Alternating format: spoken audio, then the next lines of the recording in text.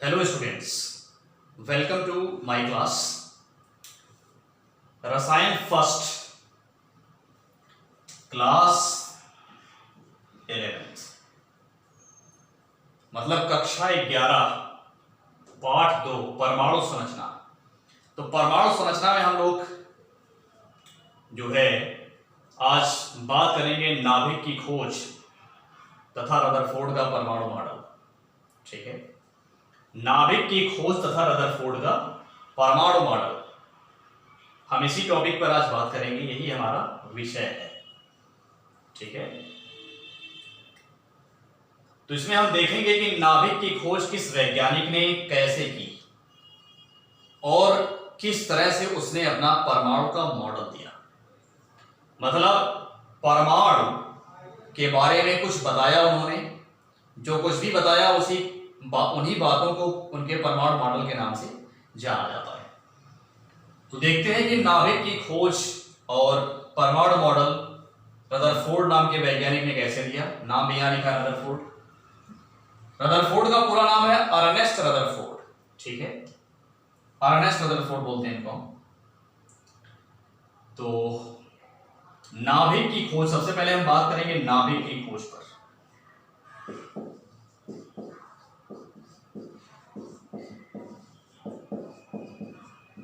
नाभिक की खोज, ओके।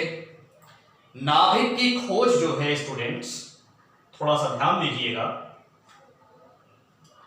कि नाभिक की खोज किस वैज्ञानिक ने की। तो वैज्ञानिक का नाम क्या है? ए रदरफोर्ड।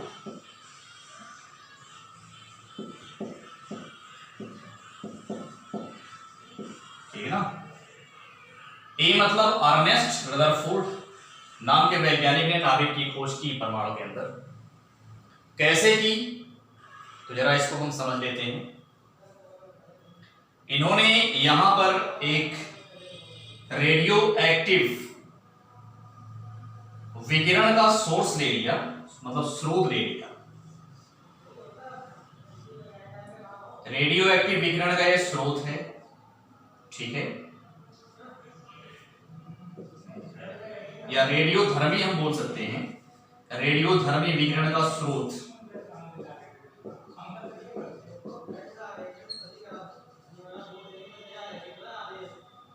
रेडियोधर्मी विकिरण का स्रोत। ओके, तो रेडियोधर्मी विकिरण का जो स्रोत है, इससे इन्होंने क्या निकाला। अच्छा, हम जानते हैं जो रेडियो एक्टिव विकिरण स्रोत है या रेडियोधर्मी विकिरण स्रोत, इससे कौन कौन सी विकिरण निकलेंगी, यानी कौन कौन सी किरणें निकलेंगी। तो अल्फा किरणें निकलेंगी, बीटा किरणें निकलेंगी और गामा किरणें निकलेंगी। ठीक है ना, अल्फा बीटा गामा, 3 प्रकार की किरणें इस स्रोत से जो है निकलेंगी। तो यहां पर हमें किस किरण की आवश्यकता है? अल्फा किरण की आवश्यकता है। ठीक है, तो इन्होंने बाकी 2 किरणों को इसी के अंदर रोक लिया, केवल किसको निकलने दिया? अल्फा किरण को। ये कोई प्रयोग कर रहा था रदरफोर्ड। अब कौन सा प्रयोग कर रहा था इसका आइडिया नहीं है, कहीं लिखा नहीं गया है, लेकिन ये नाभिक की खोज नहीं कर रहा, ध्यान रखिएगा।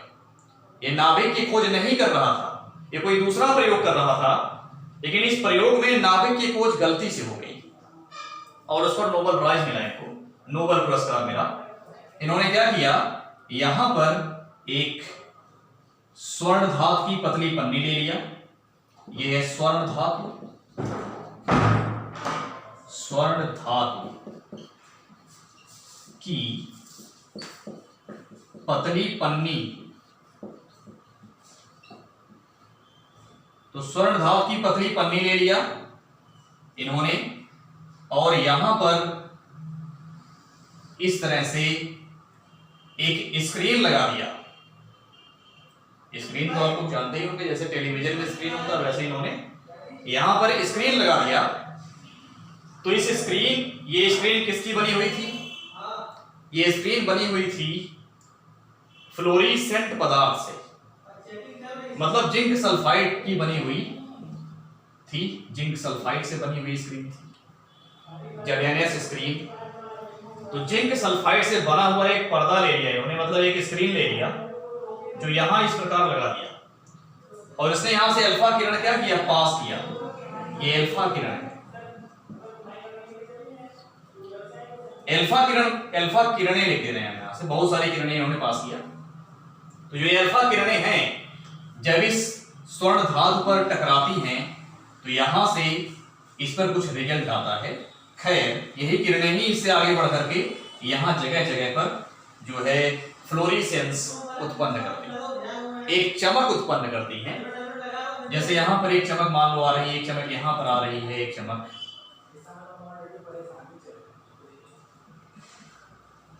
यहां पर एक चमक आ रही, यहां पर एक चमक आ रही। इस तरह से जगह जगह इसमें चमक आती है। बात समझ रहे हैं आप? मतलब किरणें यहां से यहां भी जा रही होंगी, किरण यहां से यहां भी जा रही होगी, यहां से यहां भी जा रही होगी, यहां से यहां भी, यहां से यहां भी। बात समझ रहे हैं आप? तो किरणें जो है जगह जगह चमक उत्पन्न कर रही हैं, ऐसा इन्होंने देखा। और इस दौरान, इस प्रयोग के दौरान जो है ये जिंक सल्फाइड से बना हुआ, जिंक सल्फाइड से बनी हुई प्लेट लेकर के, तो यहां पर जब उन्होंने जो है ब्राइटनेस देखा तो इसी के ड्यूरेशन में हमने बताया आपको कि जिंक सल्फाइड पदार्थ से बनी हुई एक प्लेट ये लेकर के इधर पीछे साइड से आ रहा था। भाई यहां आगे साइड है, पीछे साइड होगा, इधर से लेकर के आ रहा था। जरूरत पड़ी होगी इसको किसी चीज की, जो भी प्रयोग कर रहा था उस प्रयोग में इसको जरूरत पड़ी जिंक सल्फाइड प्लेट की। तो जिंक सल्फाइड प्लेट ये पीछे साइड से लेके आ रहा था। जब ये इधर से लेके आ रहा है, इसने देखा इस पर भी चमक उत्पन्न हो गई। तो चमक रहा था, उसने कहा ये तो कुछ गड़बड़ है। तो उसने फिर इसी पर अध्ययन किया, मतलब जो प्रयोग वो कर रहा था उसको वहीं अधूरा छोड़ दिया। उसको जो नई चीज देखी कि भाई ब्राइटनेस है यहां दिख रही है, उसको यहां भी दिख रही है। तो उसने समझा कि जो ब्राइटनेस यहां है क्या वही वाली ब्राइटनेस यहां पर भी है या दूसरी ब्राइटनेस है। ये उसको जिज्ञासा उत्पन्न हुई होगी। फिर उसने जो है इस पर काम किया और काम करके जो है अपना एक ऑब्जर्वेशन दिया, मतलब इसको एक तरह से उसने ऑब्जर्व किया प्रयोग को, कुछ निष्कर्ष निकाला। ठीक है, क्या क्या निष्कर्ष निकाला, क्या क्या देखा उसने, क्या क्या ऑब्जर्व किया, जरा इसको हम लोग समझ लेते हैं। ठीक है, अच्छा एक बात आपको बता दें सबसे पहले, मान लो ये सोर्स था, सोर्स से जो है ये अल्फा किरण पास हो रही थी, अल्फा किरणें। तो आपको हम बता दें स्टूडेंट्स कि यहां पर जो है इसका जो ऑब्जर्वेशन है, ऑब्जर्वेशन को क्या क्या है।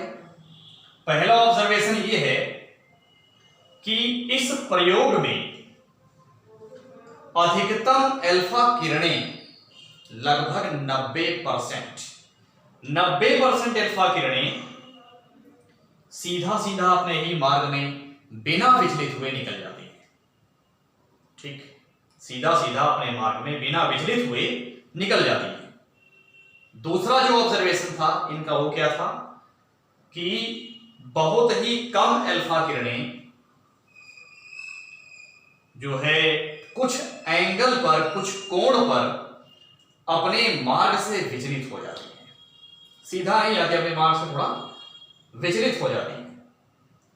तीसरा जो ऑब्जर्वेशन था इनका वो ये था कि यदि यहां से हम 2000 किरणें पास कर रहे हैं तो 2000 किरणों में से केवल एक किरण ऐसी है जो अपने ही माध्यम में, मतलब 180 अंश के कोण पर विचलित होती है।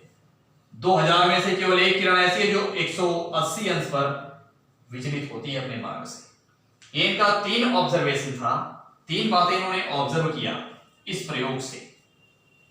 तो उस ऑब्जर्वेशन को थोड़ा हम और क्लियरली समझ लेते हैं और स्पष्ट तरीके से समझ लेते हैं। ठीक है, तो इसको भी हम थोड़ा इरेज करते हैं। जैसे मान लीजिए कि यहां हमारे पास में क्या है, एक परमाणु है। अब इस परमाणु इन्होंने क्या बताया, थोड़ा इसको और नीचे बनाओ ऐसे, ये एक परमाणु है। इन्होंने कहा कि जो अधिकतम अल्फा किरणें हैं, मतलब मैक्सिमम अल्फा किरणें, वो अपने ही मार्ग में सीधा सीधा क्या होती हैं, निकल जाती हैं, बिना विचलित हुए अपने मार्ग में सीधे सीधे निकल जाती हैं। ये कितने किरणें थी, 90% किरणें थी। और कुछ जो है अपने मार्ग से कुछ कोण पर विचलित हो जाती हैं। इस प्रकार अपने मार्ग से कुछ कोण पर विचलित हो जाती हैं। फिर इन्होंने जो तीसरा ऑब्जर्वेशन दिया था वो ये था कि अगर हम 2000 किरणें पास कर रहे हैं, कौन सी किरणें, अल्फा किरणें, तो उसमें से केवल एक किरण ऐसी होगी जो अपने ही माध्यम में वापस लौट आएगी, मतलब 180 अंश के कोण पर विचलित होगी। ये हैं अल्फा किरणें।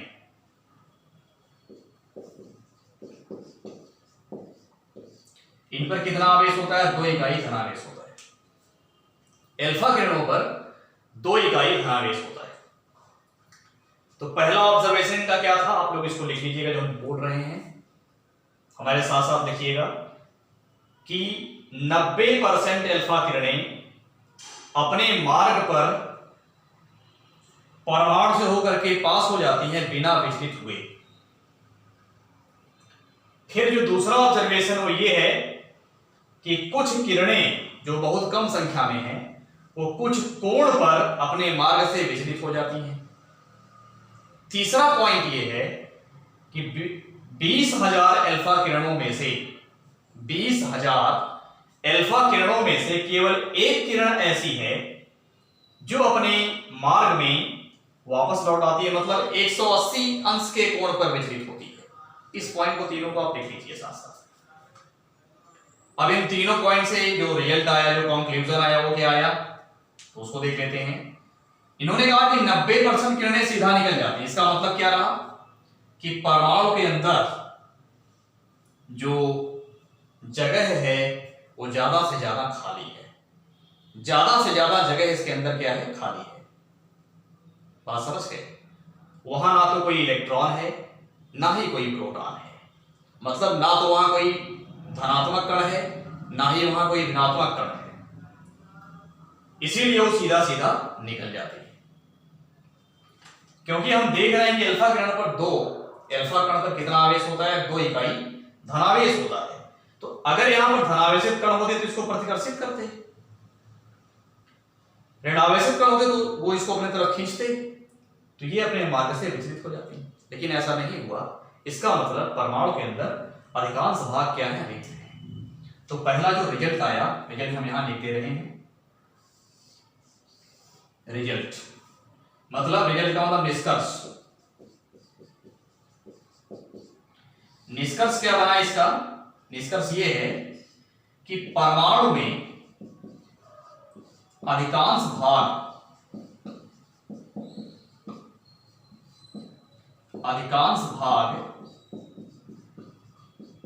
रिक्त हैं। ठीक है ना? दूसरा रिजल्ट हम देखते हैं। इन्होंने कहा कि कुछ किरणें अपने मार्ग से विचलित हो जाती हैं। तो विचलन क्यों होता है? ये अंदर से बाहर की तरफ जा रही है। तो इस विचलन के लिए यहां पर एक प्रतिकर्षण बल जिम्मेदार है। जब तक यहां प्रतिकर्षण बल काम नहीं करेगा तब तक यहां विचलन नहीं होगा।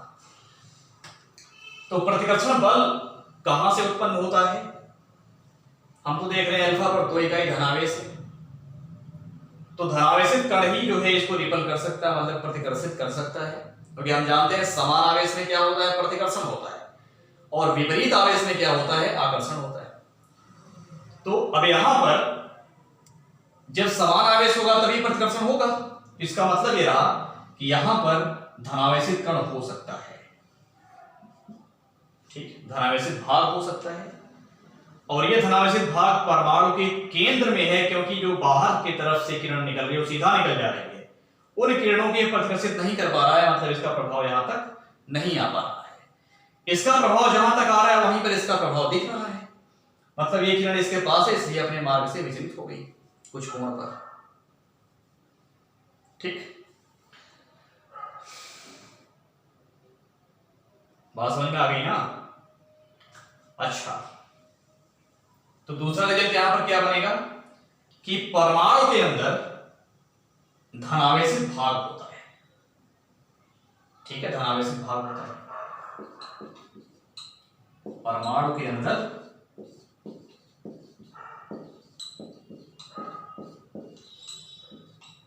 धनावेशित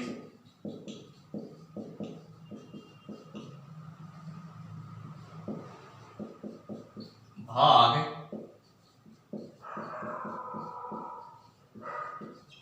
होता है।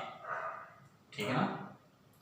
अब जो तीसरा रिजल्ट इन्होंने बताया कि मतलब जो है 20,000 किरणों में से केवल एक किरण 180 अंश के कोण पर विचलित हुई, वापस लौट आई।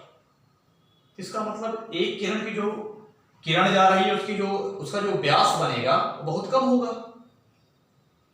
उसी व्यास के बराबर हमारे ख्याल से या उसी के साइज के आसपास इस धनावेशित भाग का साइज होगा, धनावेशित भाग का आकार होगा, तभी 180 पर विचलित हो रहा है।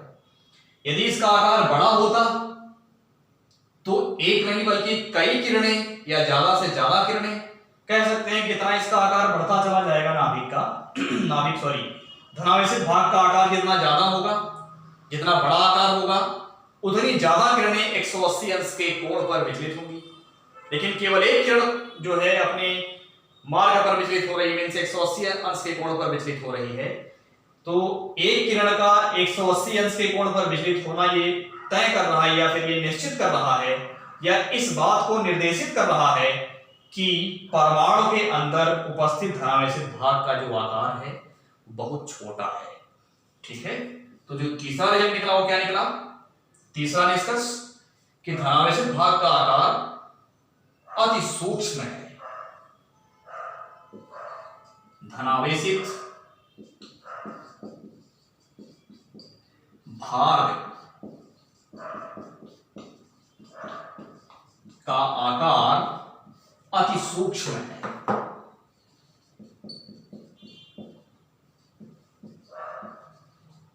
अति सूक्ष्म है। आई होप आपको इतनी बातें समझ में आई होंगी। अब देखते हैं, ये तो था हमारा नाभिक। अच्छा, जो ये धनावेशित भाग बहुत छोटा है, इसी को रदरफोर्ड ने क्या नाम दिया? नाभिक। रदरफोर्ड ने इसी को नाभिक कहा। ठीक है, इसी हम लोग क्या कहते हैं? नाभिक कहते हैं। स्टूडेंट ध्यान रखिएगा, और बड़ा लिखते हैं, इसी को हम लोग नाभिक बोलते हैं। ओके, यही नाभिक होता है। तो ये था ऑब्जर्वेशन और ये था निष्कर्ष। अब हम बात करेंगे रदरफोर्ड के परमाणु मॉडल की। ठीक है, इसी निष्कर्ष के आधार पर जो रदरफोर्ड नाम के वैज्ञानिक हैं, इन्होंने अपना मॉडल दिया परमाणु का। उनका मॉडल क्या है, जरा इसको हम समझते हैं। तो रदरफोर्ड का परमाणु मॉडल,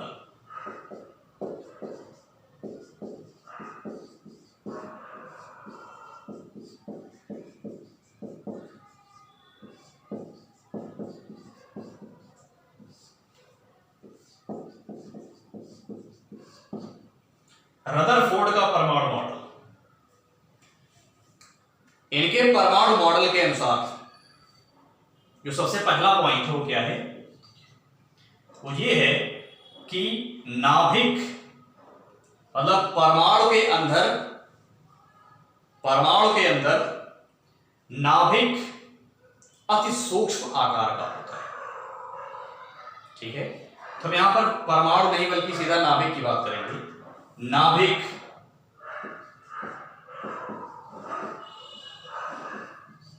अति सूक्ष्म होता है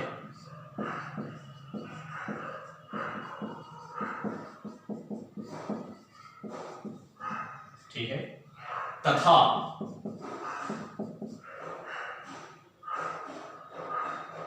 अति सूक्ष्म के साथ साथ एक बात और लिख लीजिए अति सूक्ष्म, सघन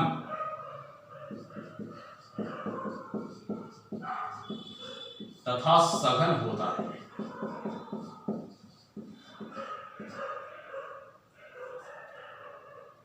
परमाणु का समस्त द्रव्यमान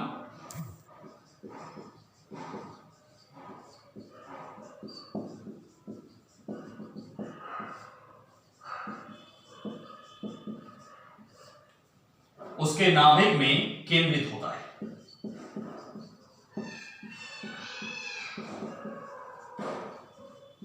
उसके नाभिक में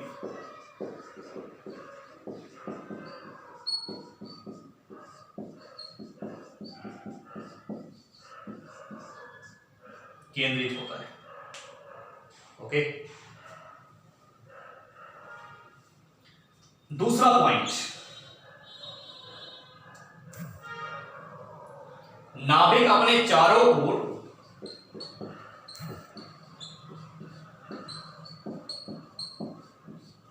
इलेक्ट्रॉनों से घिरा हुआ होता है। इलेक्ट्रॉनों से घिरा होता है।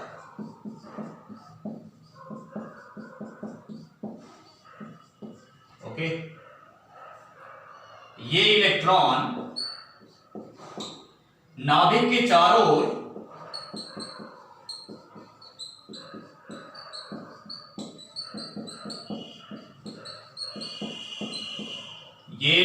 नाभिक के चारों ओर वृत्तीय कक्षाओं में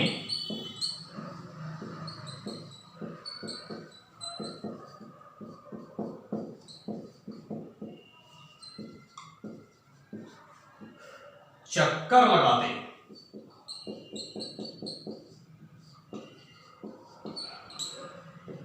बात समझ गए आप लोग? नाभिक के चारों ओर वृत्तीय कक्षाओं में चक्कर लगाते हैं। अच्छा, यहां तो नाभिक की बात हुई कि समस्त भार उसका या उसका द्रव्यमान उसके नाभिक में निहित होता है। समस्त धनावेश ही उसके नाभिक में निहित होता है। ठीक है, जो समस्त धनावेश है उसके नाभिक में निहित होता है, मतलब उसके नाभिक में होता है।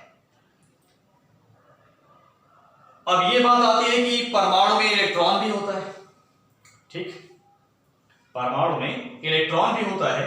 तो इलेक्ट्रॉन कहां होता है? तो रदरफोर्ड ने यह बताया कि नाभिक के चारों ओर इलेक्ट्रॉन होते हैं और अलग अलग, मतलब और जो है नाभिक के चारों ओर वृत्तीय कक्षाओं में या वृत्तीय कक्षा में क्या होते हैं? घूमते हैं। चारों ओर वृत्तीय कक्षाओं नहीं बल्कि वृत्तीय कक्षा लिख लीजिए।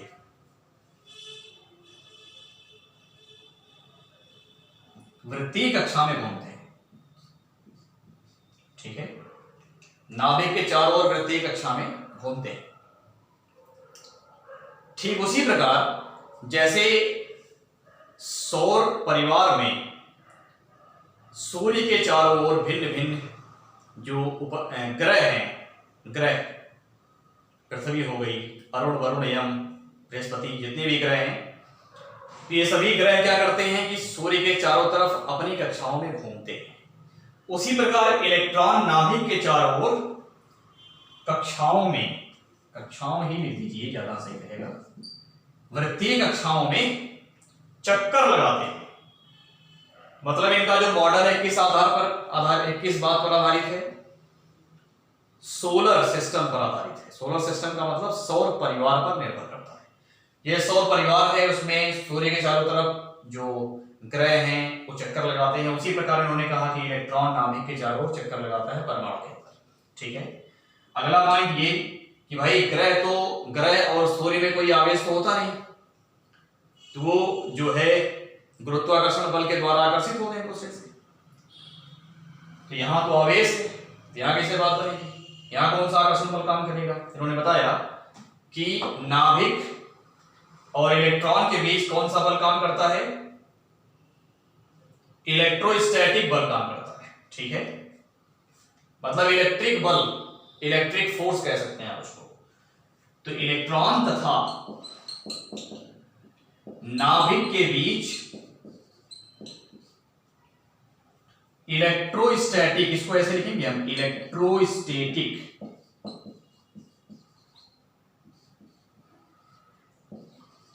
आकर्षण बल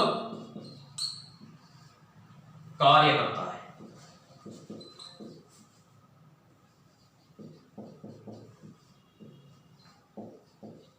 ठीक है ना, इलेक्ट्रोस्टैटिक आकर्षण बल कार्य करता है, यही इनका मॉडल हो गया। ठीक, तो स्टूडेंट इस वीडियो में इतना ही, मतलब इस क्लास में इतना ही। अब जो रदरफोर्ड के परमाणु मॉडल का दोष है, दोष को हम लोग अगले क्लास में देखेंगे। रदरफोर्ड के परमाणु मॉडल के जो दोष है उसको हम अगले क्लास में देखेंगे, पहले आप इतना पढ़िए। ठीक, तो इस वीडियो में इतना ही। जय हिंद।